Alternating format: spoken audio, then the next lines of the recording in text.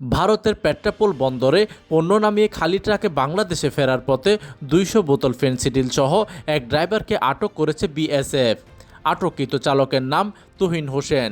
তিনি যশোরের বেনাপোল পোর্ট থানার দিঘিরপাড় গ্রামের বাসিন্দা।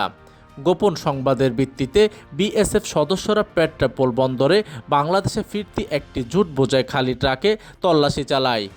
এই সময় চালকের কেবিন থেকে ২০০ বোতল ফেনসিডিল উদ্ধার করা হয়। এইদিকে প্রাথমিক তথ্য মতে জানা যায়, মাত্র ২০,০০০ টাকার চুক্তিতে এই মাদকের চালানটি বাংলাদেশে নিয়ে আসার পরিকল্পনা করেছিলেন চালক তুহিন।